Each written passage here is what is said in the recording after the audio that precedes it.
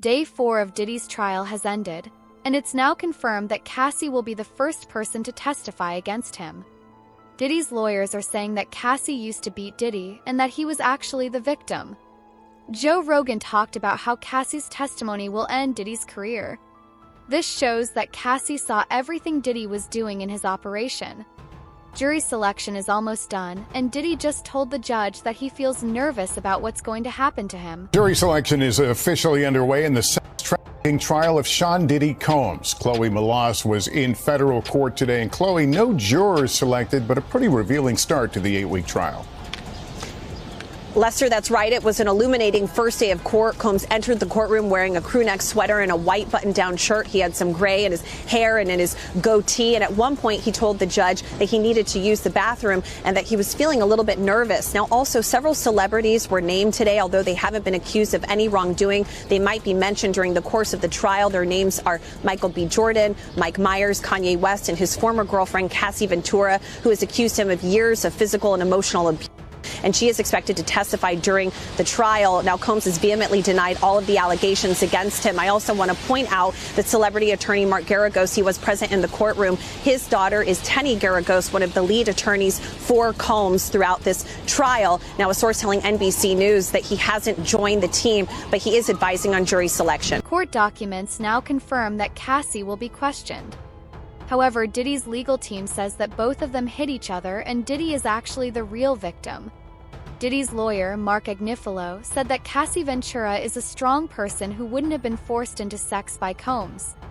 But the judge disagreed and said that even strong women can be coerced. Hey, now let's get into what's going on with this Diddy trial, because there are some new things coming out as they're in the courtroom. And one thing that Diddy's defense team is leaning in on is saying that, yes, Diddy was abusive toward his ex Cassie, but they're also saying that she was no angel and allegedly got violent with him as well. It's day 4 of the Diddy trial, and the prosecutor and Diddy's attorney had a very interesting exchange with the judge. It kicked off with Johnson telling the judge that the victim one, who they believe is Cassie, will not be cross-examined about certain medical issues. But that's when Diddy's attorney said the defense is going to take the position there was a mutual violence in their relationship, hitting on both sides, DV, domestic violence. He said, we are absolutely going to admit to domestic violence, but at what point does it become coercive? And that's when the judge clarified, saying, you're arguing that they are just violent. And he said, right, we are saying that it's relevant. They also said they're submitting a letter to the court on the topic, and they're going to offer 2 cell phone videos and the corrected CNN footage of that infamous tape where you saw Diddy beating Cassie up at the Intercontinental Hotel in LA. If you recall, Diddy's team have been saying that tape was doctored, there was more to it. And so I guess they have the full video they are claiming that they're planning to bring up in court. So we'll see what happens. What Diddy's team is claiming now is unbelievable. After the video of Diddy beating Cassie went viral, he made an apology and said he was 100% responsible for what happened. Everyone can clearly see in the video that Cassie never fought back. All she wanted was to get away, but Diddy beat her and dragged her back into the room. After seeing that video, it's crazy to claim that Diddy was the victim. When I looked at that thing, to be honest, I thought that the people who was watching it, because you know at those hotels, they have security personnel that watch that stuff. And if they didn't call the police, they should be in jail. I don't care what nobody say. You know, whoever watched that tape and didn't submit that to the authorities, they should be brought up on charges. Why do you think the video is barely coming out right now? Because you got a lot of people, you know, that's wondering why it took so long. First of all, they know that Puff probably paid the security personnel, like, because he knew it was on camera. When he made it to the hallway, when she made it to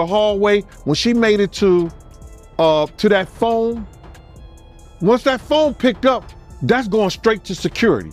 That's for emergency purposes only. So either the concierge or somebody that's handling emergency type situations when she picked up that phone. So now, Puff probably had somebody pay them off. 9 times out of 10, he had somebody pay them off, bruh. It's so difficult to reflect on the darkest times in your life, but sometimes you gotta do that. I was fucked up. I mean, I hit rock bottom, but I made no excuses. My behavior on that video is inexcusable. I take full responsibility for my actions in that video. I'm disgusted. I was disgusted then when I did it, I'm disgusted now. I went and I sought out professional help. I had to go into therapy, go into rehab. Had to ask God for his mercy and grace.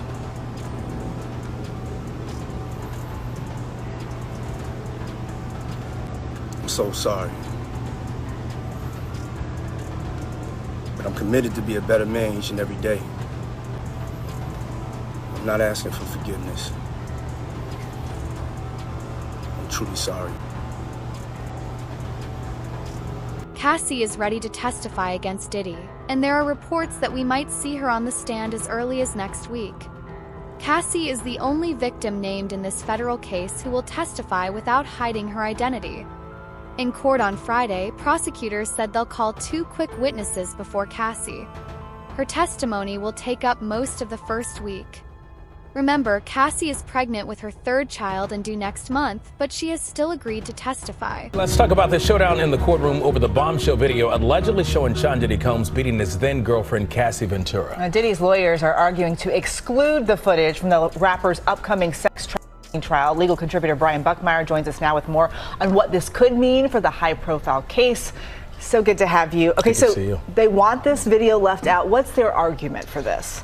So, Mark Agnifilo, Sean Combs' attorney, is arguing that, you probably hear this phrase, this is not a true and accurate representation of what the video depicts. He's saying a number of arguments that the CNN had taken this video and sped it up, they kind of chopped it up into this montage, and it's not accurate. He's also making the allegation that the original video no longer exists, and so because this isn't accurate, the jury shouldn't see it, and according to Diddy's attorneys, because the original doesn't exist or it's been tampered with, no video such as this should be presented to the jury. So what does CNN say about these claims? So CNN has come out and said, we did not alter it. We did not change anything. And in fact, they're saying that they do have the original as well. So on multiple levels, Sean Combs' argument kind of falls flat because if it is sped up, and I think there is some degree of it's being sped up, if the original still exists, that can still be used as evidence against Sean Combs, not necessarily to the allegations of trafficking, RICO conspiracy, or the transportational purpose of prostitution, but to show that this is a force that it was used to keep victim number 1, who we believe to be Cassie in this video,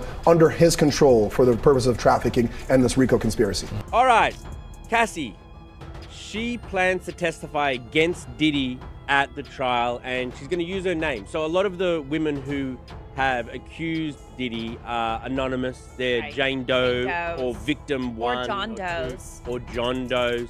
But Cassie allegedly, apparently, is going to take the stand and talk about her. Obviously, that tape of him beating her up at the hotel is what set off this whole thing. You know what I mean? Like, this has just made it matters so bad for Diddy. So now that she is gonna sit up there and like look him square in the eyes and talk about her side of the story, that's not great for Diddy, obviously. No, and like I think also Cassie is a celebrity, right? Like millennials know who she was or is. She had like a booming career back in the day. So I think it also adds some extra zhuzh when you have like a well-known public figure coming forward. Trusted public figure. Trusted and beloved too. So I think that also will hurt him. She of course became public. All of this went public when that video came out from CNN. So it's been revealed who she is already, and now she is not looking to conceal her name. She wants to, you know, put it all out on the table. And yeah, yikes, it could be really bad for him. Inside the courtroom, report that Assistant U.S. Attorney Emily Johnson read out loud the text that Diddy reportedly sent to Cassie Ventura after an altercation in a hotel in 2016. She references security video of the event that went public, showing Diddy hitting his then-girlfriend in a hotel hallway. The text from Diddy at the time read, quote, "Call me, the cops are here. I got 6 kids. Yo, please call, I'm surrounded. You gonna abandon me all alone?" The assistant U.S. attorney argues in court that, quote, the defendant knew he had done something that could elicit police response. Just last week, Diddy's lawyers said the video of Diddy beating Cassie is fake and has been heavily edited. They claimed the original video was shortened and that the speed and timestamps were changed, which made the incident look worse. However, CNN said they did not alter the video and did not destroy the original copy, which is still with the source. Combs wants that video, or videos, excluded from trial. And for that, we turn to his motion in limine to exclude video footage of that March 5th, 2016 incident. Motion in limine is a pretrial motion that aims at preventing evidence from coming into trial or limiting it in some way. And it starts by saying, quote, "There is no longer any dispute that the CNN footage from March 5th, 2016 at the Intercontinental Hotel offered by the government at 3 separate bail hearings is wholly inaccurate, having been altered, manipulated, sped up, and edited to be out of sequence. As indicated below, CNN paid Redacted, don't know who this person is, Redacted, for footage, copied that footage in unknown ways, presented that footage out of order, and destroyed the original. Accordingly, all the footage from CNN is inaccurate and inadmissible. As for the 2 items of footage filmed by an iPhone 6, those pieces of footage are inaccurate and inadmissible as well for the reasons set out." This video is just one piece of a huge amount of evidence that prosecutors have collected. They say hundreds of people were interviewed before they felt sure they could win the case. The district attorney for the Southern District of New York has a 97% win rate. This trial is going to be very hard for Diddy, and his lawyers know it. The allegations implicate dozens of unidentified witnesses and alleged co-conspirators around the world, and some of the key witnesses to the supposed incidents are dead, basically meaning how can we defend against it? The defense is not even permitted to share the identities of the individuals described in the disclosure letter with Mr. Combs until April 18th, further hampering defense counsel's ability to investigate. Collectively, these new allegations require many months, if not years, to investigate, and if admitted, would require a series of mini-trials, certain to double the length of a trial the government originally said would last 3 weeks. So this is an explosive allegation that on its face, I don't know if I necessarily disagree with. If they are bringing in evidence of uncharged conduct, wouldn't the defense have an opportunity to investigate it and challenge it? It seems like they're making a point. So if this evidence is allowed in, there is a chance this could delay the trial significantly. We all know Combs wants to go to trial, but how can he properly defend himself against this in just a few weeks? The jury sits. Will they be shown these tapes? 100%. Will they have to watch it in court? Like during the 100% in court in front of a room of people. And so that's the other thing that's awful. They are going to be watching basically for hours on end in front of people. So in front of victim 1, whoever it may be, there's going to be played in the federal courtroom. And victim 1 would have been made aware of this. Oh, 100%. She's probably being told right now, like, this is going to be played in open court. Your sex history, your sex life is going to be talked about in open court. All of this. And presumably then she knows that and she's pushing forward because she hasn't withdrawn. But don't forget this. It doesn't matter if she does or she doesn't. This isn't a civil case. This is the criminal case. So she could flat out tell the federal government, I don't want to participate. And they can say, we don't care. This is a crime. Crimes are against the United States, not against them. Keep calling her victim 1, but don't forget, she's a witness to a crime. So it doesn't matter if she went to them in today and said, I'm not participating. Their response, we don't care. Get you. Diddy's lawyers are doing everything they can to get these tapes removed from the evidence. They are challenging the search warrants used to search Diddy's homes in Los Angeles and Miami. The lawyers are saying the warrants were illegal and that everything the feds took should not be allowed in court. Now to Sean Diddy Combs, looking to suppress evidence in his federal trial. Senior investigative correspondent Aaron Katersky is back with the story. Good morning again, Aaron. And to you, Michael. You'll remember federal agents from Homeland Security Investigations were hardly shy when they raided Sean Combs' opulent homes in Los Angeles and Miami, guns drawn. The jailed music mogul now argues those searches and other searches of his iCloud accounts, electronic devices, and New York City hotel room following his arrest were unconstitutional. His lawyers argue evidence obtained through those searches must be suppressed. Diddy's lawyers say the government presented a grossly distorted picture of reality when applying for the search warrants, omitting certain facts and including salacious details from an unnamed producer that were never credible. Combs has pleaded not guilty to racketeering conspiracy, sex trafficking, and prostitution charges. The defense is also arguing here his ex-girlfriend, Cassie Ventura, was a willing participant in drug-fueled sex performances called freak-offs, not coerced as prosecutors allege. This latest challenge to his case comes 3 months before trial, and as Combs loses one of his attorneys, Anthony Rico says under no circumstances can he continue to represent Combs. He offered no details about that decision, Robin. Okay. All right, thanks to you, Aaron. Jury selection is almost done, and the jurors have confirmed they are okay with watching Diddy's freak-off tapes. Diddy says that everything shown in those tapes was consensual and that he didn't abuse anyone. It's now up to the jurors to decide. They will watch the tapes and decide whether Diddy's actions look consensual or forced. The other thing I wanted to ask you that I found fascinating is that Diddy reportedly yesterday asked that judge for a bathroom break, telling the judge, I'm sorry, Your Honor, I'm a little nervous today. Were you surprised that he admitted that? And what do you think that reveals about him ahead of opening statements? I'm so glad you brought that up. Look, I've said it before, I'll say it again. The fact that we are going to trial in under a year from when a defendant is arrested and indicted at the federal level doesn't happen. But Combs has been pushing towards this trial date. He doesn't want to spend one more day behind in federal lockup. Having said that, you're now at this case, and the government, this is the Southern District of New York, they don't move forward with the case unless they feel they have the goods.